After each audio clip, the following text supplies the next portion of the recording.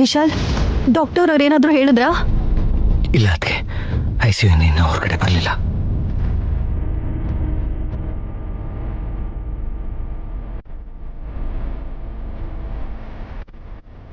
ನಮ್ಮ ಅಕ್ಕ ಪ್ರಾಣ ಅಪಾಯದಿಂದ ಯಾವಾಗ ಆಚೆ ಬರ್ತಾಳೆ ಅಂತ ಹೇಳೋದಿಕ್ಕೆ ಡಾಕ್ಟರ್ಸ್ ಆಚೆ ಬರ್ಬೇಕಲ್ವಾ? ಇನ್ನು ಎಷ್ಟೊತ್ತು ಅಂತ ಹೀಗೆ ಕಾಯ್ಬೇಕು? ಡಾಕ್ಟರ್ಸು ಸೇವ್ ಮಾಡೋದಕ್ಕೆ ಇರೋದು. ನಾವು ತಾಳ್ಮೆಯಿಂದ ಇರಬೇಕು.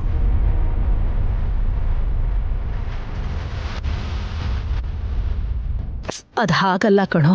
ನಮಗೆ ಧೈರ್ಯ ಬರಬೇಕು ಅಂದರೆ ಅವ್ರು ಏನೋ ಒಂದು ಹೇಳಬೇಕಲ್ವಾ?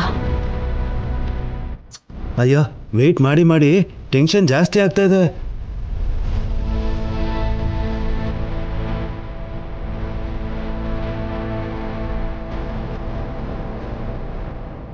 ಅಬ್ಬಾ, ಅವನ ಕೈ ಬಿದ್ದೋಗ. ಅವನ್ ಎಂತ ಸೂಜಿ ಚುಚ್ಚುದ್ನೆ, ಚುಚ್ಚಿ ಇಷ್ಟೊತ್ತಾದ್ರೂ ಇನ್ನೂ ಉರಿತಾನೆ ಇದೆ. ಆ ಇಂಜೆಕ್ಷನ್ ಹಾಕ್ಸಿದ್ರೇನೆ ನೀನು ಹುಷಾರಾಗದಂತೆ ಅಜ್ಜಿ. ಅದು ಇದು ಅಂತ ಹೇಳಿ ಯಾರೇನೇ ಹೇಳಿದ್ರು ನಂಬಕ್ ಹೋಗ್ಬೇಡ. ವಿಶಾಲ್ ಅವ್ರ ಜೊತೆ ಏನಾದ್ರು ಅವರು ಅಲ್ಲ, ಯಜಮಾನ್ರು ಅನ್ಬೇಕು. ಆ ಅಬ್ಬಾ ಅಬ್ಬಬ್ಬಾ, ಆಯ್ತು ಬಿಡೆ. ಆ ಯಜಮಾನ್ರ ಜೊತೆ ಏನಾದ್ರು ನಿನ್ ಮದ್ವೆ ಆಯ್ತು ಅಂತ ತಿಳ್ಕೊ.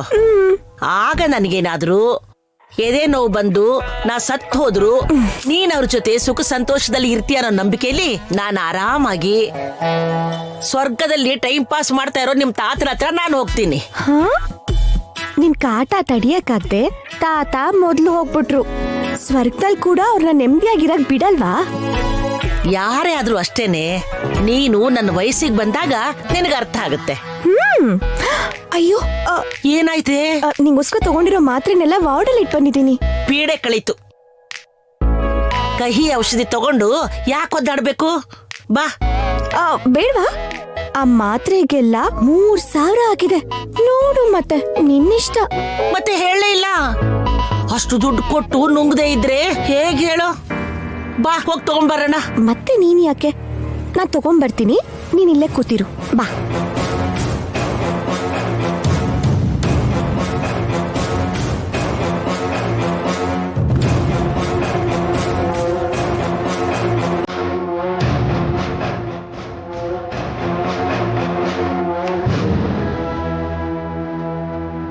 ಈಗಲೇ ಬರ್ತೀನಿ.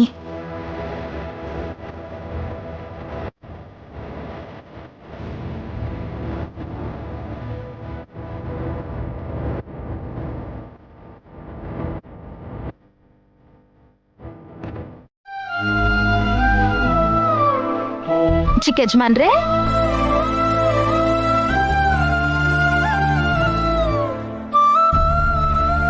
ಕರೀತಿದ್ರು, ಅದಕ್ಕೆ ಉತ್ತರ ಕೊಡ್ದೆ ಇಲ್ಲಿ ಸೈಲೆಂಟ್ ಆಗಿ ಬಂದ್ ಕೂತಿದ್ದೀರಲ್ಲ? ಹೇಳು. ಎದೆನ ಕಲ್ ಮಾಡ್ಕೊಂಡಿರೋದಿಕ್ಕೆ ಹೀಗಿದ್ದೀರಾ? ವಿಷಯ ಏನು ಹೇಳು ಮೊದಲು. ನನ್ ಮೊಬೈಲ್ ಅಲ್ಲಿ ಯಾಕೋ ಸಿಗ್ನಲ್ ಸರಿಯಾಗಿ ಬರ್ತಿಲ್ಲ. ಏನು ಅನ್ಕೊಂಡಿಲ್ಲ ಅಂದ್ರೆ ಐಸ್ ಕ್ರೀಮ್ ಆರ್ಡರ್ ಮಾಡ್ಕೊಡ್ತೀರಾ? ರುಚಿ ಪುಟ್ಟಿಗ. ಚೇಚೆ, ಚಿಕ್ಕ ಮಗುಗ್ ತಿನ್ಸಿದ್ರೆ ಜ್ವರ ಬರೋದಿಲ್ವಾ? ನನಗೆ ರೀ, ಪನ್ನೀರ್ ಬಿರಿಯಾನಿ ತಿಂದ್ಮೇಲೆ ಖಾರಕ್ಕೆ ಸ್ವಲ್ಪ ಎದೆ ಉರಿತಿದೆ. ಐಸ್ ಕ್ರೀಮ್ ತಿಂದ್ರೆ ಕಡಿಮೆ ಆಗ್ಬೋದು ಅಂತ. ಏಯ್, ಈ ಟೈಮಲ್ಲಿ ನಿಂಗೆ ಬಿರಿಯಾನಿ ಐಸ್ ಕ್ರೀಮ್ ಬೇಕು ಅಂತ ಕೇಳ್ತಾ ಇದೀಯಾ? ನಮ್ಮ ಅಕ್ಕ ಹಾಸ್ಪಿಟಲ್ ಇದ್ದಾಳೆ ಅಂದ್ ಮಾತ್ರಕ್ಕೆ ನಮ್ಗೇನ್ ಹಸುವಾಗಲ್ವಾ ಹೇಳಿ? ಊಟ ನಿನ್ಗೆ ಹೇಗೆ ಸೇರುತ್ತೆ? ಏನೋ ಬಿಡ್ರಿ, ನೀವ್ ಬೇಜಾರ್ ಮಾಡ್ಕೊಂಡು ತಿಂತಿರೋ ಬಿಡ್ತಿರೋ ಅನ್ನೋದ್ ನನಗ್ ಬೇಕಾಗಿಲ್ಲ. ಎಷ್ಟೇ ಕಷ್ಟ ಇದ್ರು, ಕಣ್ಣಲ್ಲಿ ಕಣ್ಣೀರ್ ಬಂದ್ರು ಹಸುವಿನ ಮಾತ್ರ ತಡ್ಕೋಬಾರ್ದು ಅಂತ ನಮ್ಮ ಅಕ್ಕ ಹೇಳ್ತಿದ್ಲು.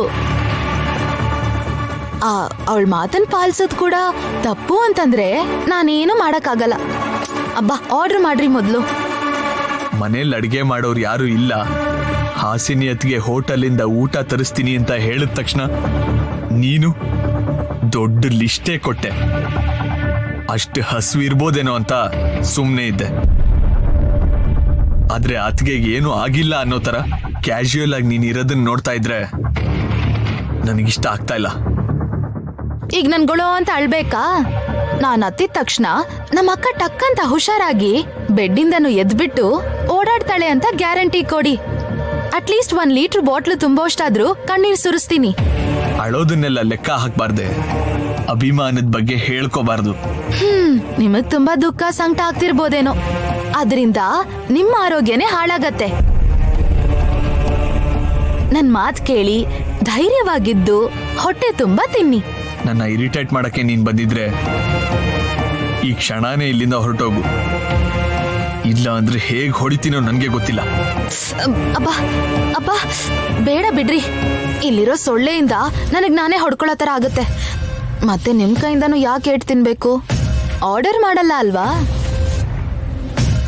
ಲೆದರ್ ಬೆಲ್ಟ್ ನ ಆರ್ಡರ್ ಮಾಡಿದ್ರೆ 10 ನಿಮಿಷದಲ್ಲಿ ಡೆಲಿವರಿ ಆಗುತ್ತೆ. ಆ, ಯಾಕೆ? ಅದು ಕಿತ್ತೋಗೋ ತರ ನಿನಗ್ ಹೊಡಿಬೇಕಾಗುತ್ತೆ. ಏನೂ ಬೇಕಾಗಿಲ್ಲ ಬಿಡಿ. ಕೈಲಾಗ್ದಿರೋನು ಮೀಸೆ ತಿರುಗ್ತಾನೆ ಅಂದ್ರೆ ಇದೆ ಅನ್ಸತ್ತೆ.